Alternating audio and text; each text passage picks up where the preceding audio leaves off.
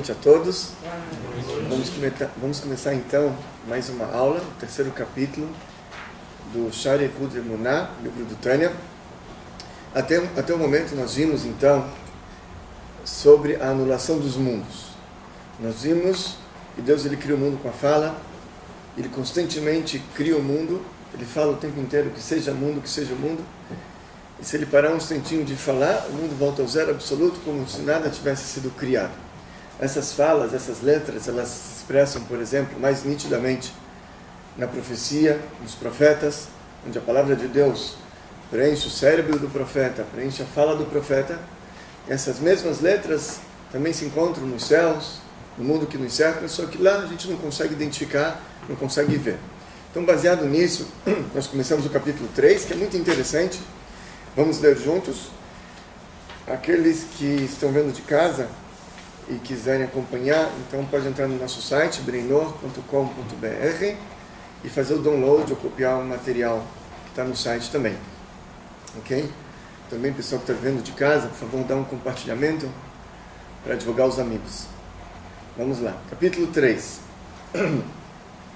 Eis que após essas palavras e essa verdade, toda pessoa com discernimento entenderá claramente que toda criatura e ser, na realidade, é considerada totalmente inexistente e nula em relação à força ativadora, em relação ao sopro de sua boca, ao sopro da boca de Hashem, de Deus, que encontra-se dentro dela, da criatura, continuamente, ou seja, Deus está continuamente dando força para aquela criatura, dando energia e vida àquela criatura, fazendo com que ela exista e trazendo-a do estado de inexistência do nada total para o estado de existência, para o ser Yesh.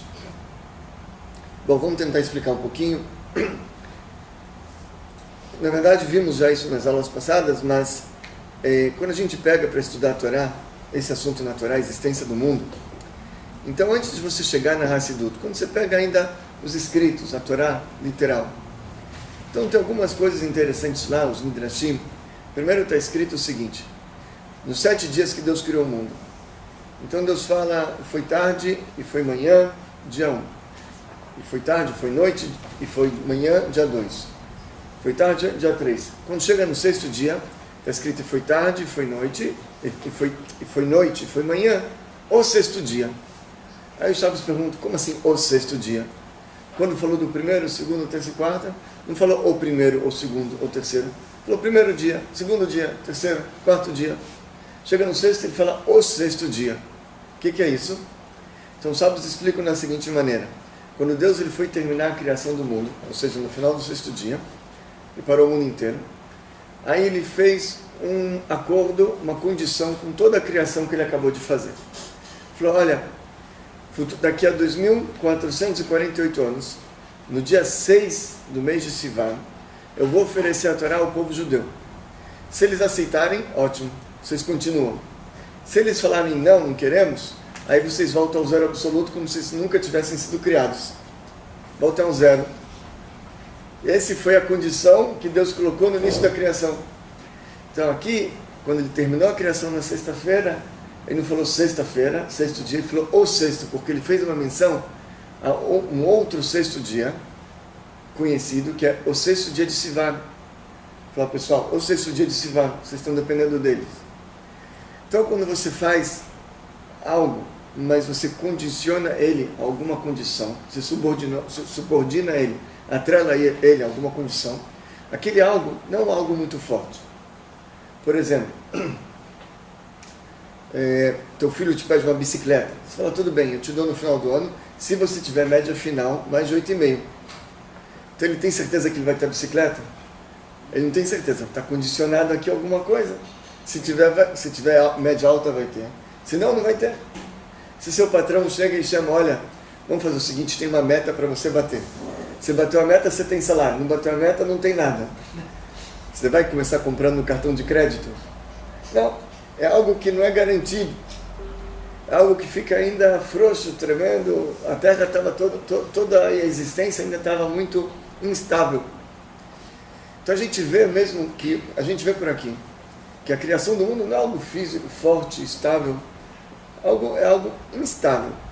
De repente, se não tem Torá, não tem mundo. Assim fala o rei Davi nos Salmos,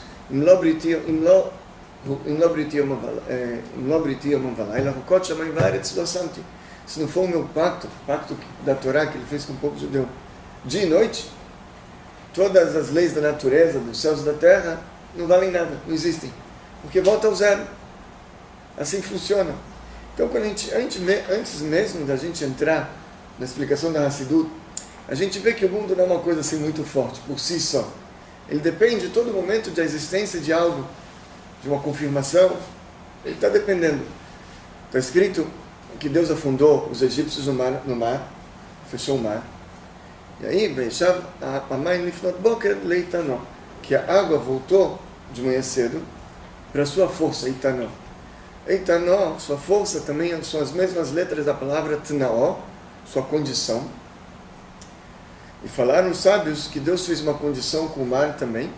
E falou, olha, eu estou criando vocês com a condição de que quando os judeus passarem e depois vierem os egípcios, você fecha, as águas vão fechar sobre os egípcios.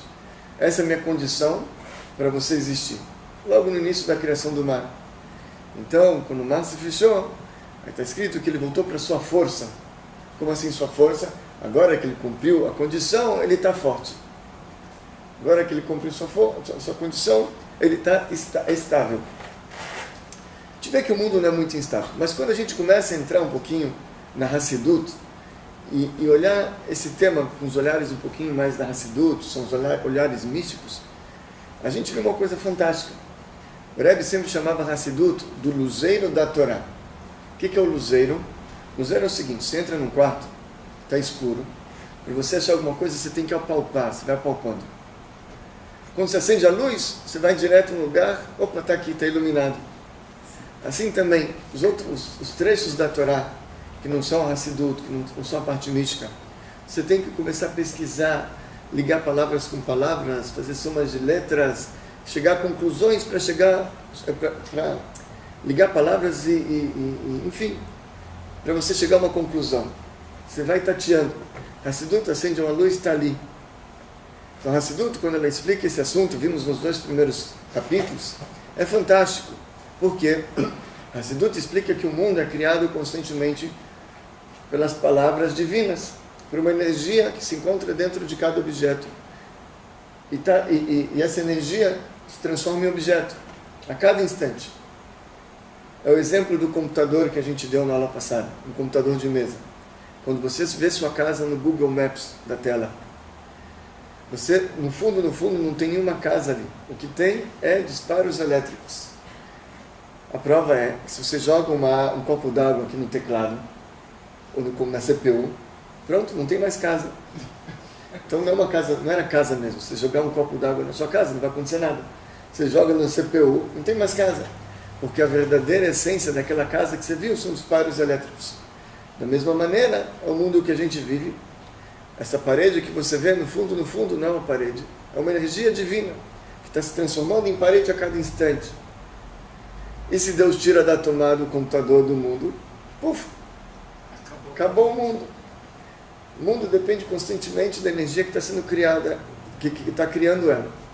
Vocês sabem, o Admor Azakian, o primeiro Rebbe de Chabad, uma vez ele escreve lá que ele não estava vendo a viga da casa. Ele só estava vendo a palavra de Deus, a palavra do Eterno. Ele não estava vendo, ele olhava, não via viga.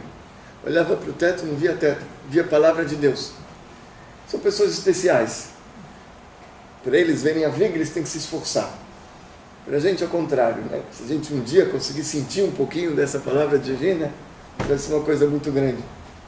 Os grandes tzadikim, como a Admor Azakian, ele escreve, ele não estava vendo a viga, ele estava vendo a palavra de Deus somente. Então, a verdadeira essência do mundo é a energia divina, é a palavra de Hashem.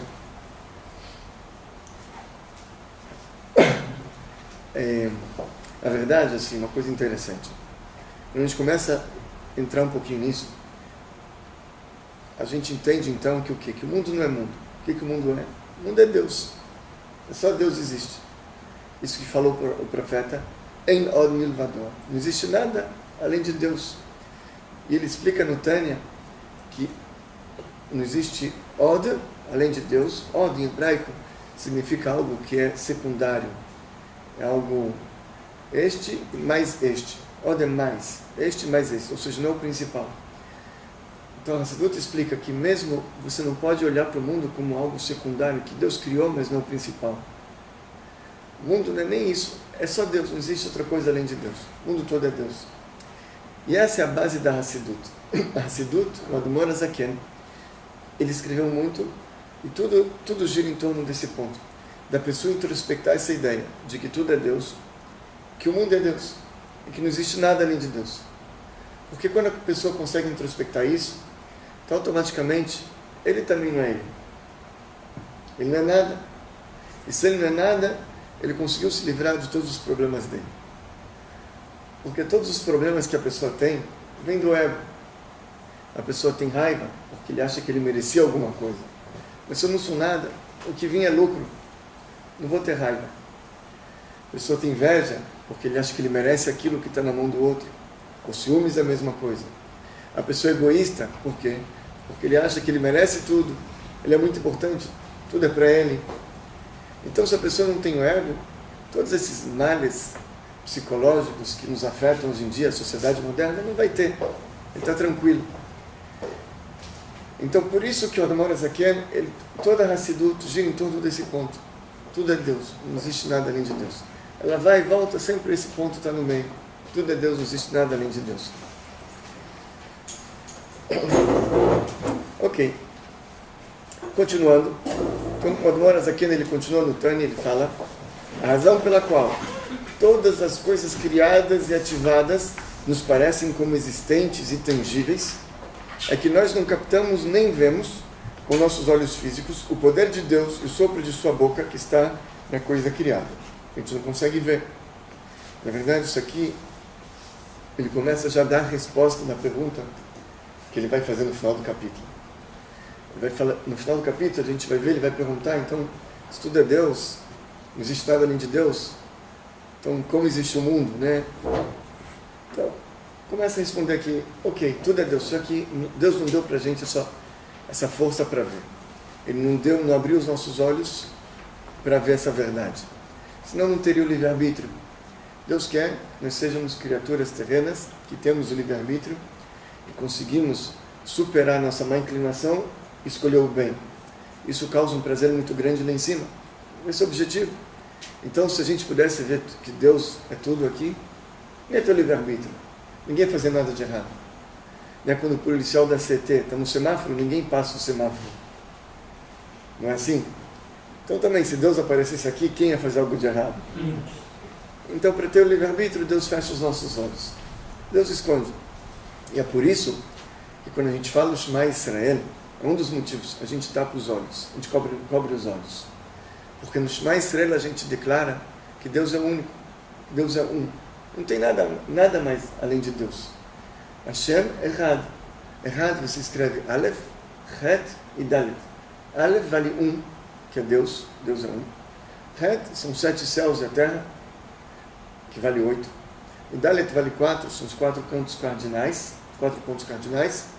E a gente fala, tanto os 4 pontos cardinais, os 7 céus e a terra, estão anulados perante Deus, não existe nada mais além de Deus. Só que quando a gente abre os olhos, a gente vê outra coisa. A gente vê 4 pontos cardinais, 4 cantos cardinais. Vemos os céus, vemos todos, vemos a nós mesmos. Então a gente fecha o olho para que naquele momento a nossa visão não atrapalhe a introspecção, não atrapalhe a reflexão. Não existe absolutamente nada além de Deus. E é por isso que logo no início desse capítulo, ele usa a palavra que toda pessoa com discernimento entenderá claramente. A pessoa precisa ter discernimento. Se ela vai atrás dos olhos dela, ela vê uma coisa. Se ela pensa um pouquinho, reflete, tem discernimento, ela vai entender que Deus é um, que não existe absolutamente nada além de Deus, além de Hashem.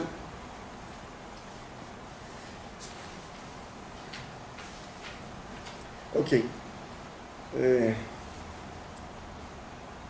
Continuando mais um pouquinho. Se, no entanto, o olho pudesse ver e captar a força vital e a espiritualidade que está em cada coisa criada, fluindo para ela A gente vê essa vitalidade que flui para dentro daquela coisa, do que provém da boca de Deus, okay?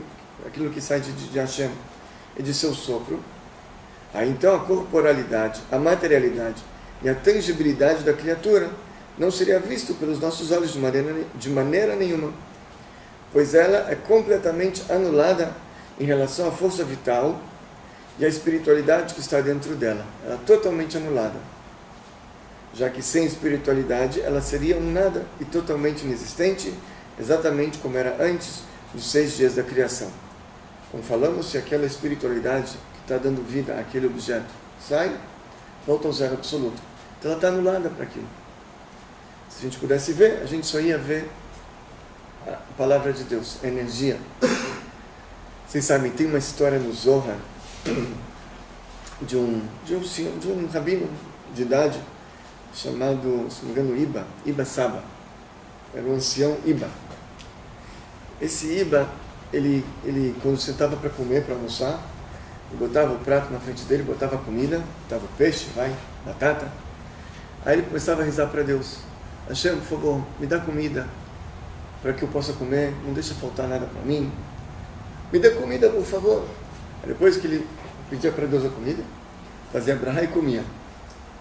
Aí sei lá, mas o cara é normal. Comida está na tua frente, o que você está pedindo comida para Hashem? Está na tua frente. Então a explicação é que esse ancião, ele estava no nível que ele via o peixe sendo criado do zero a cada instante. Então o peixe está na frente dele agora, mas não quer dizer que no momento seguinte não vai estar o peixe. Ou talvez vai estar feno, prego, não sei. Agora tem peixe, não quer dizer que na hora que eu for comer, botar o garfo, vai estar o peixe.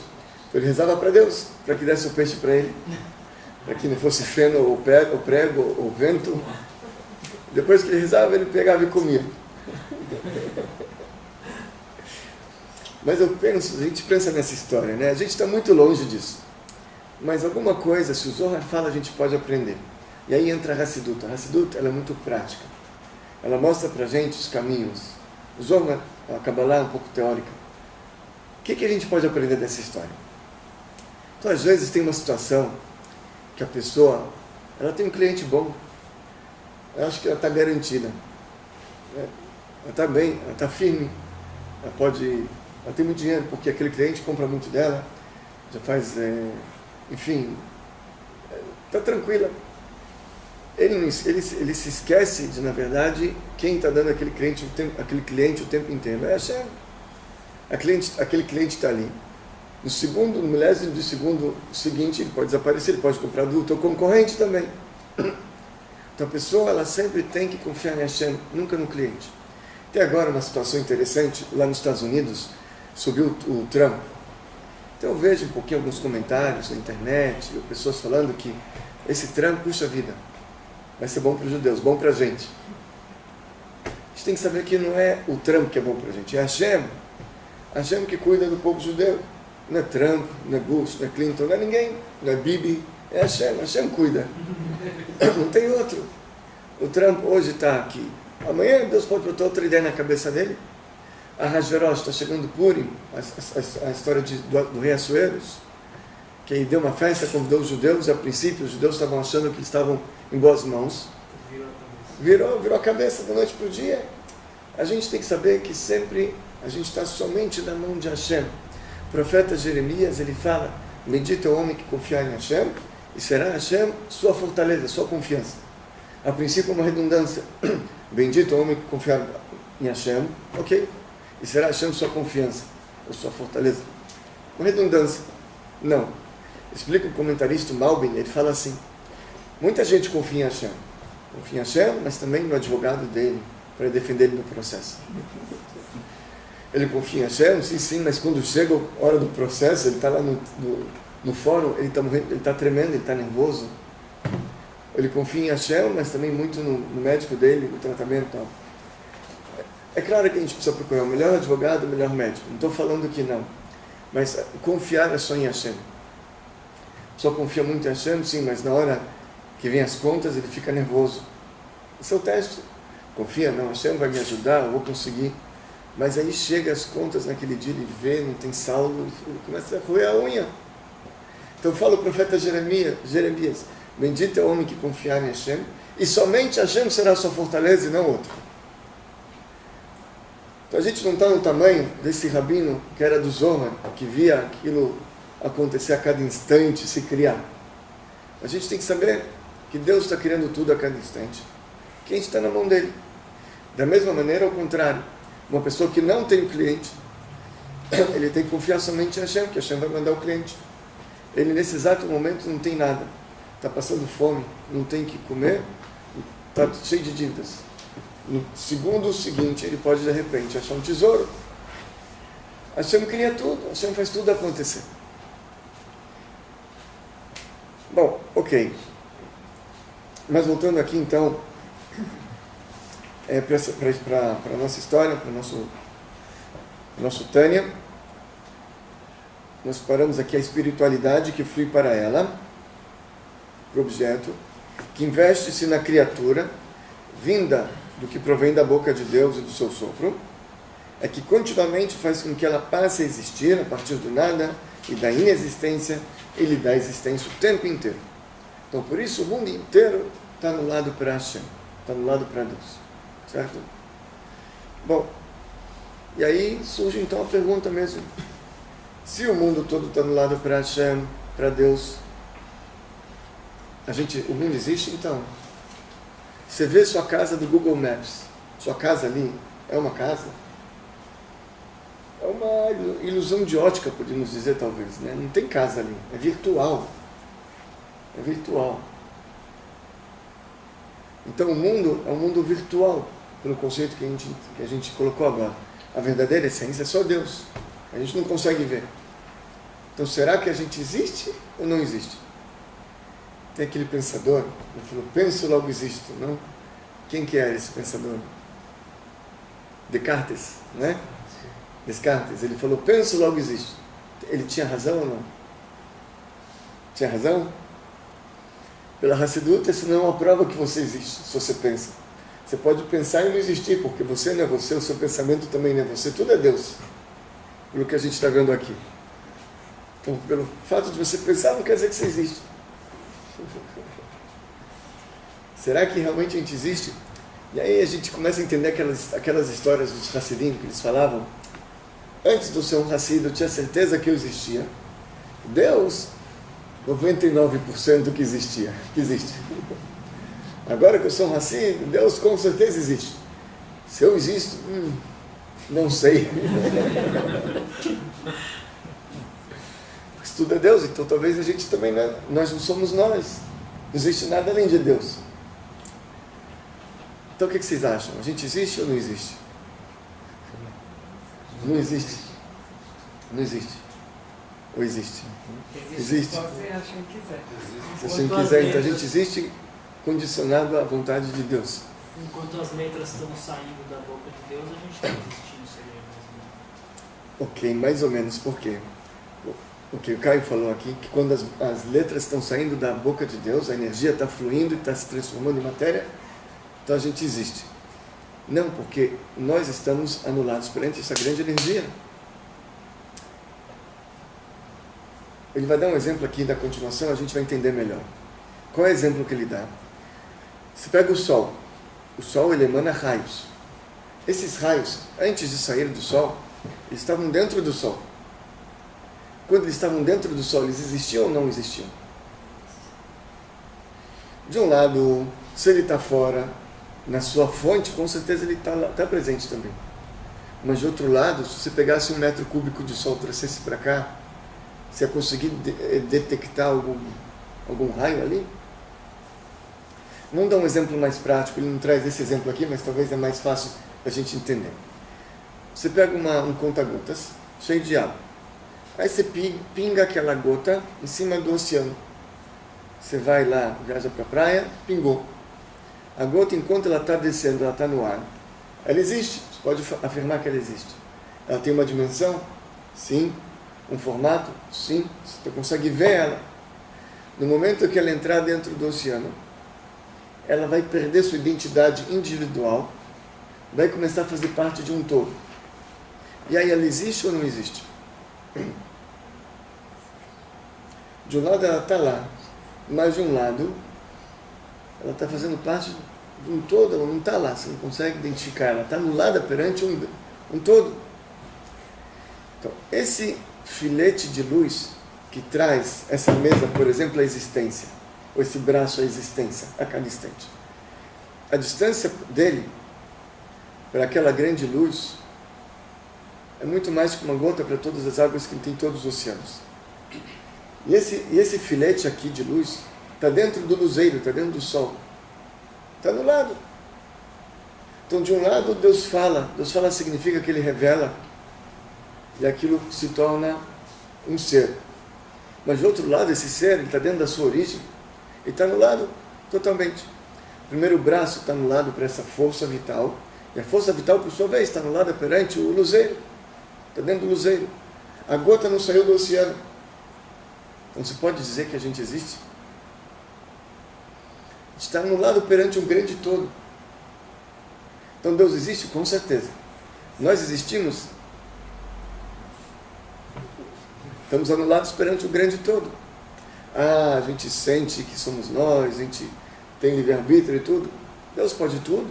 Ele é possível criar uma criatura, inclusive, que acha que ele é independente, que pode até dizer que Deus não existe, pensar que Deus não existe, sentir, e está totalmente anulado para Deus.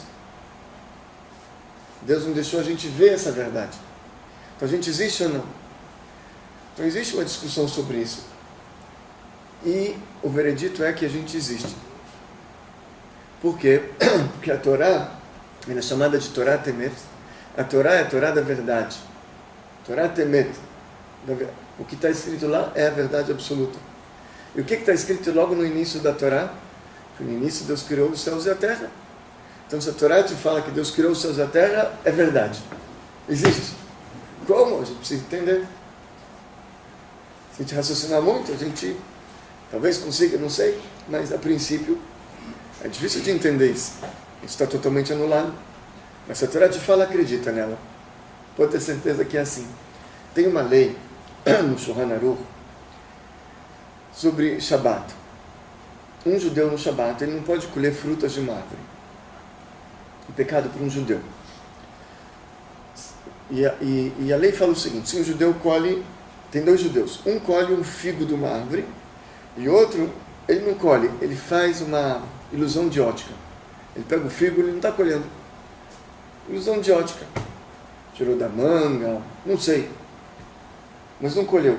Aquele que colheu, ele tem que responder por isso, ele pecou. Ele tem que trazer um cabritinho para o Beit HaMikdash, na época do templo, para fazer suas penitências, dar tzedakah, enfim, se arrepender. Aquele que somente fez a ilusão de ótica não precisa trazer nenhum cabritinho. Assim está escrito. Então daqui é uma prova que o mundo existe. Por quê? Porque se o mundo é uma grande ilusão de ótica, por que aquele que sim colheu tem que trazer o cabritinho? Os dois fizeram ilusão de ótica.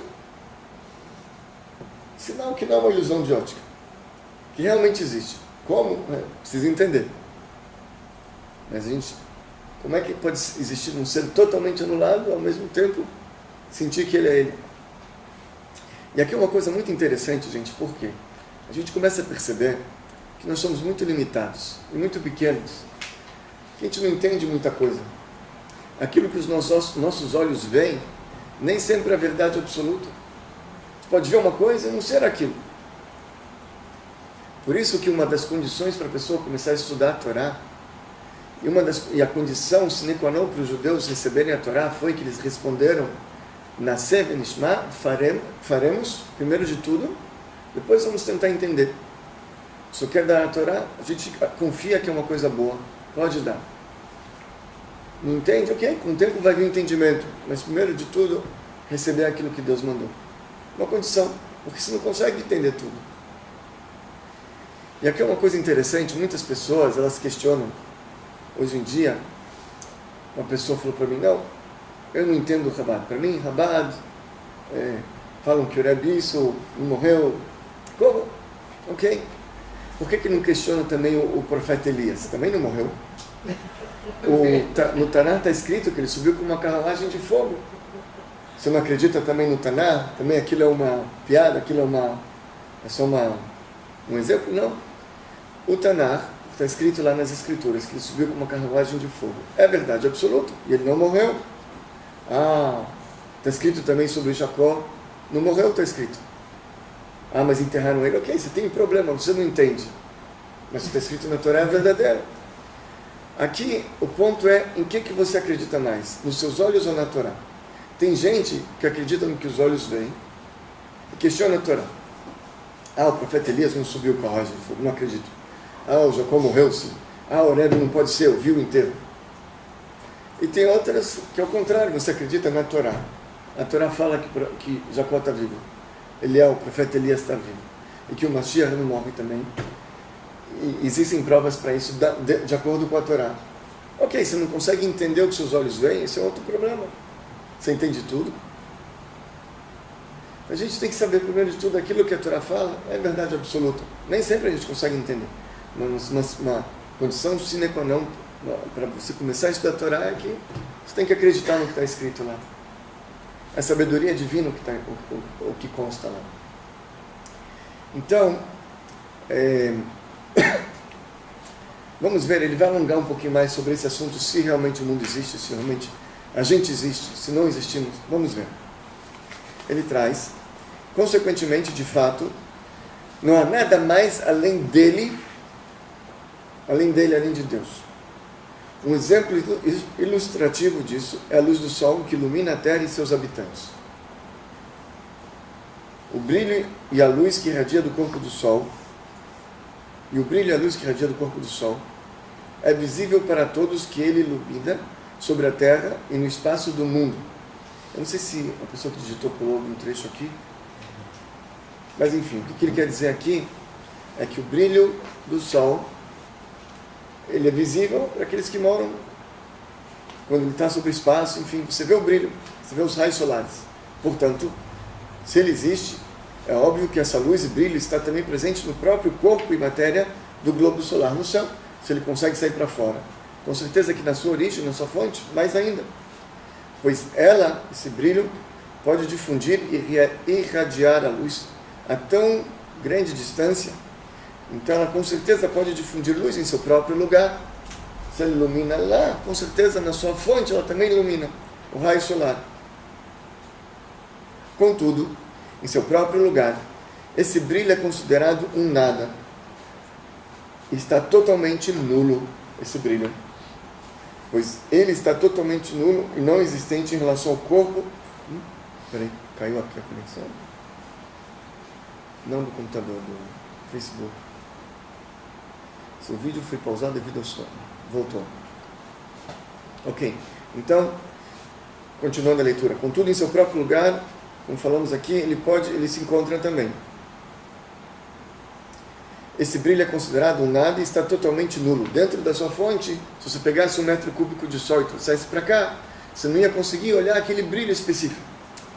Vamos fazer uma outra comparação. Pega uma vela, ok? E coloca essa vela à luz solar. Serve para alguma coisa?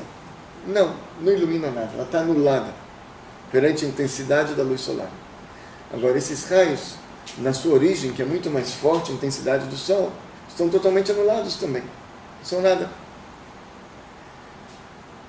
Então ele fala, pois está totalmente nulo e não existente em relação ao corpo do globo solar, que é a fonte dessa luz e brilho, é a fonte desse raio solar. Já que esse brilho e luz é somente a iluminação que irradia do próprio corpo do globo solar. É somente no espaço do mundo, fora do Sol, sobre os céus e sobre a terra, onde o corpo do globo solar não está presente, que essa luz e brilho aparenta ter uma existência real aos olhos de todos. Aqui a gente consegue ver, a origem não, ela está anulada, como uma gota d'água dentro do oceano, por exemplo. E aqui o termo existência pode realmente ser aplicado a ela, a luz, aqui no nosso mundo, ao passo que quando eles estão na sua fonte, no corpo do Sol, o termo existência não pode ser aplicado a eles de forma nenhuma. Eles somente não podem ser chamados de nada e de não existente. Então nós estamos também na nossa fonte, como o raio de sol está dentro de sol.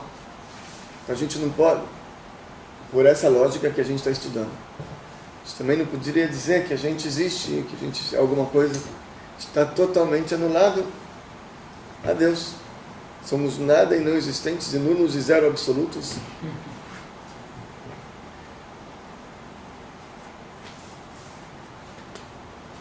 Está escrito no lugar, no Talmud, Deus fala assim: eu e o orgulhoso não conseguimos morar juntos.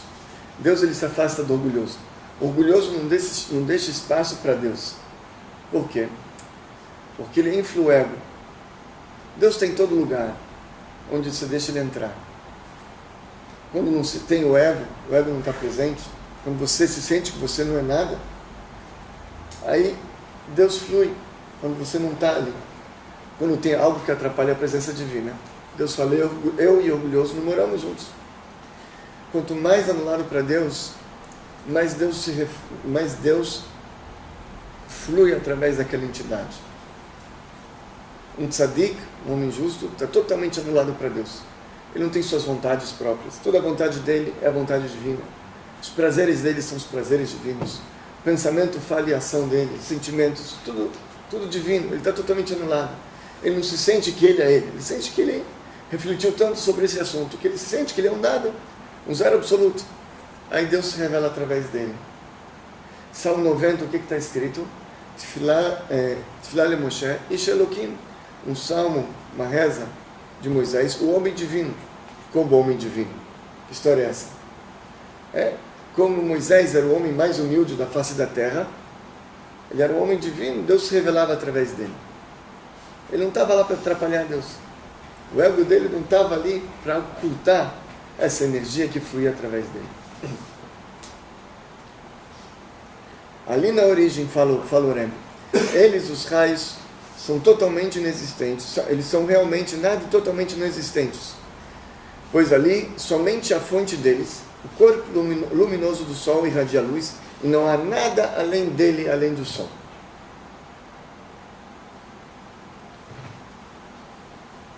O que a gente pode falar? A gente sente que a gente é a gente, que nós somos nós. De vez em quando a gente fica até bravo, porque a gente merecia alguma coisa que não veio, fica chateado, porque acha que faltou algo. Você não é nada, meu amigo. Está reclamando de quê?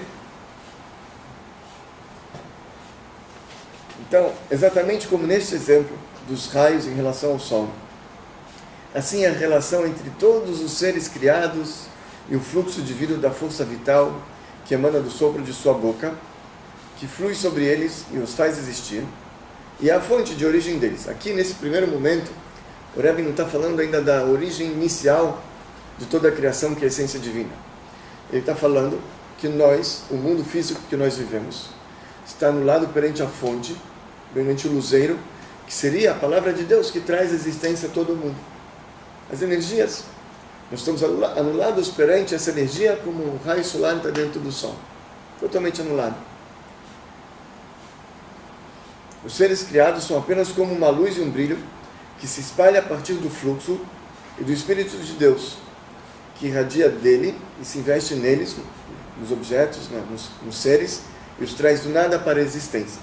Mas nós, nossa essência, o mundo que vivemos, está anulado perante essa energia que nos dá vida. Não ainda a essência, não ainda a origem inicial da energia. Essa energia aqui, a palavra de Deus que está dentro da alma de cada objeto, que faz ele existir. Por isso, a sua existência como seres independentes fica totalmente anulada em relação à fonte deles. Assim como a luz do Sol fica anulada e é considerada como nada e totalmente inexistente. E nem é chamada de algo existente quando ela está dentro da sua fonte. Somente quando ela está abaixo dos céus, onde sua fonte não está presente, a gente pode falar: está aqui o raio. Mas nós estamos constantemente ligados à nossa fonte. Essa energia que nos dá vida o tempo inteiro. Essa foi a vontade de Deus, de criar um mundo bem pertinho daqui, onde constantemente Ele está do nosso lado o tempo inteiro. Abrindo um parênteses, sabe o que está escrito tinha um Rebbe Buni Mipshisra, Simcha Buni Mipshisra, ele faz a seguinte pergunta. Quando teve o pecado do fruto proibido, Adão foi castigado, Eva foi castigada, a serpente foi castigada. Qual foi o castigo da serpente? Você vai andar sobre o seu ventre, e você vai comer todos os dias de sua vida somente o que? Terra. E assim falam, tudo que a cobra come só tem gosto de terra. Essa foi a maldição dela. Não vocês acham uma maldição boa ou uma maldição ruim? Imagina, você tem um mousse de chocolate na sua frente, você come, é terra. Você tem lá um churrasco maravilhoso, é terra. É maldição, é bênção. Maldição? Veja, tem um outro aspecto. Eu, quando viajo, eu tenho que levar minha marmita, porque nem em todo lugar tem kasher, eu fico preocupado, vou passar fome, vou comer só banana aquele dia, porque estou longe de um lugar kasher. Não só isso, você vai comprar frango kasher no açougue, R$27 o quilo. Imagina poder comer terra de graça, abundância, não falta nada. Para onde você viaja, você não precisa se preocupar, tem fartura, de graça.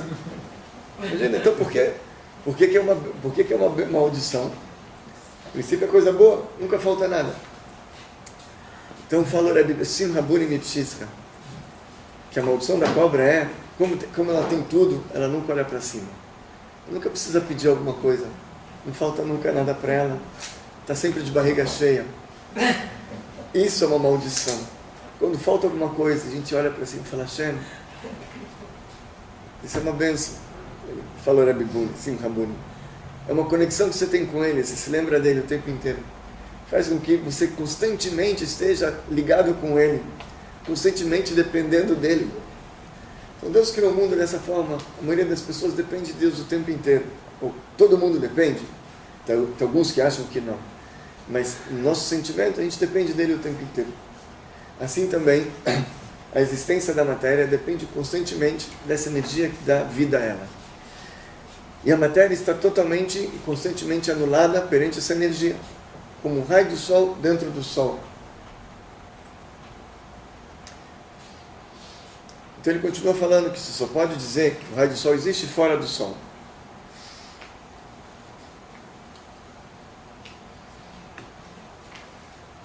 Da mesma maneira, o termo existência pode ser aplicado a todas as coisas criadas, somente como aparentam ser aos nossos olhos corporais. Você não vê a fonte dela, é por isso que você vê o mundo. Se você visse a fonte, você não ia ver mundo. Como agora Zaqueu, que só via lá a palavra de Deus, não estava vendo a viga. Tem outro pronunciamento também do quinto Rebbe de Chabad, que ele fala, você está vendo aqui, isso aqui não é um peixe, isso aqui é a palavra divina. Você está vendo isso aqui não é um prato, é a palavra divina. Você está vendo essa mão? Não é um prato, não é uma mão, é a palavra divina. Ele falou para o filho dele. Ele estava num momento assim, iluminado, ou talvez constantemente, ele não via a mão dele, ele via só a palavra de Deus. Isso, pessoas especiais. Os nossos olhos não veem, a gente vê o mundo. Mas o que a gente vê é uma ilusão de ótica, é um blefe. Ele fala, pois nós não vemos nem podemos captar a fonte, que é o Espírito de Deus, que as faz existir. Portanto, aos nossos olhos parece que a corporalidade, a materialidade e a tangibilidade das coisas criadas realmente existem. Parece que existe. Assim como a luz do sol parece existir plenamente, quando ela não está dentro da sua fonte. Porém, aparentemente o exemplo não é completamente igual ao objeto da comparação. Ou seja, esse exemplo que ele deu agora, da luz do sol, que ela existe quando ela está fora do sol, não é um bom exemplo para a nossa realidade, para a nossa existência em relação à energia que faz ela existir o tempo inteiro. Por quê? Ele fala, veja bem, no exemplo acima mencionado da luz do sol, a fonte não está presente na expansão do universo, nem sobre a Terra. O Sol está lá na galáxia, lá em cima, e os raios estão fora do Sol. São duas coisas separadas, onde sua luz é vista como algo efetivamente existente. Por outro lado, todos os seres criados estão sempre dentro da sua fonte, Só que a fonte não é visível aos olhos físicos, ou seja, nós estamos sempre dentro do Sol. Vou tentar dar um outro exemplo aqui para a gente tentar entender melhor. Bom, eu estou dando uma aula, eu estou falando em português, ok? A gente se comunica em português aqui no Brasil. Pega uma pessoa poliglota, uma pessoa que fala 2 línguas muito bem, inglês e português, fluente, os dois. Pergunta para ele em que língua ele pensa. Pode ser que ele vai ter dificuldade em dizer, né, que língua a pessoa pensa. Português, inglês. A verdade é que provavelmente quando ele está falando em português, ele pensa em português. Fala inglês, ele pensa em inglês. E quando ele não fala em que língua ele pensa, ele tem dificuldade em discernir. Por quê? Porque na fala tem 2 coisas. Tem o conteúdo da fala, o assunto e a lógica que eu estou expressando. E as letras que elas estão revestindo essa lógica e transportando para fora, para uma outra pessoa, a lógica. Esse assunto abstrato, ele se reveste nas palavras, nas letras. As letras transportam. Falamos na primeira aula que as letras são conduítes, são transportadores. No pensamento, as letras também estão presentes. Você pensa em alguma língua. Só que lá, o que está mais presente é o assunto, não as letras. O que mais está em evidência é a lógica, é o assunto, é o seu pensamento, o seu raciocínio. E as letras, elas estão menos em evidência lá. É por isso que aquilo que você pensa em 1 minuto pode demorar 10 minutos para você expressar para o seu amigo. Você tem que achar as palavras corretas para tentar explicar aquele raciocínio abstrato. Mas o pensamento é rápido. Você pegou aquilo em 1 minuto. Para descrever demora. Porque no pensamento o que está em evidência é a lógica, é o raciocínio. E as palavras estão mais ocultas, elas estão anuladas perante o raciocínio, elas estão lá só para transportar, mas você não consegue discernir totalmente as palavras lá. Você vê o assunto. Enquanto que na fala, o que está mais em evidência são as palavras. E o assunto está mais oculto, dentro das palavras. Você vê uma foto bonita, uma paisagem bonita. Para descrever aquela paisagem, demora. Você fala, olha, tinha um barco assim, tinha umas ondas, uma brisa e umas nuvens, isso. Enquanto que você pegou num flash só. Porque lá no seu pensamento, na sua mente, o que está em evidência é aquela visão, é aquele assunto. As palavras, elas estão anuladas perante aquele assunto. Agora está escrito que não só no pensamento você tem palavras, mas que as palavras, elas estão até o fundo da alma, em todos os níveis. As letras, elas estão até o fundo da alma. Está escrito em Hassidut que a alma está cheia de letras. Cheia de letras. Então, antes do pensamento, veio o sentimento. O pensamento, ele é fruto de um sentimento. Quando você gosta, quando você tem raiva de uma pessoa, o tempo inteiro você pensa nela, não é? E quando você ama alguém, ou está excitado por algum evento que vai acontecer, o tempo inteiro você pensa nele. O pensamento é fruto dos sentimentos. No sentimento, você também tem letras. Agora, você ama seu filho em português ou em inglês? É até uma piada. Por quê? Porque a gente não consegue discernir, determinar, diferenciar letras nos sentimentos. Elas existem. Você não consegue enxergar lá as letras. Agora, você gosta de chocolate mais ainda. Vontade. Você tem vontade de comer um chocolate em português ou em inglês? Sim. Ou quando você tem prazer que está comendo chocolate, você tem prazer em inglês ou em português? Também não. Não dá para saber. Mas tem letras lá também. Só que o quê? Lá está tão em evidência o sentimento de amor que as letras são totalmente anuladas. Você não consegue enxergar letras lá. No prazer, você não consegue enxergar as letras. O que está em evidência é o prazer. Ou é a vontade. Então as letras, elas estão, mas estão anuladas na sua origem. A gente falou que o mundo foi criado com letras. Só que aqui no caso, Deus falou as letras, mas Deus está em todos os lugares. As letras não saíram de Deus. Estão na sua origem ainda. Então estão anuladas. Então o mundo não é mundo, o mundo é Deus. Ah, por que a gente vê o mundo? A última frase, o último parágrafo. Por que eles não ficam totalmente anulados na fonte deles? Perguntou Rebbe. Por que a gente não está anulado? Por que a gente é a gente? Ou parece ser? Para entender isso, algumas observações preliminares serão necessárias. Próximos capítulos. Mas aqui uma coisa muito interessante, pessoal. O Rebbe, ele termina esse capítulo com uma pergunta. Em todo o Tânia, e não só em todo o Tânia, em todos os livros de Hassidut que o primeiro Rebbe escreveu, que os outros Rebbes escreveram, o formato é que você faz uma pergunta no início e começa a desenvolver. Aqui é um capítulo que termina com uma pergunta. Puxa vida, não seria melhor ele continuar a resposta? A gente vai dormir hoje meio preocupado, né?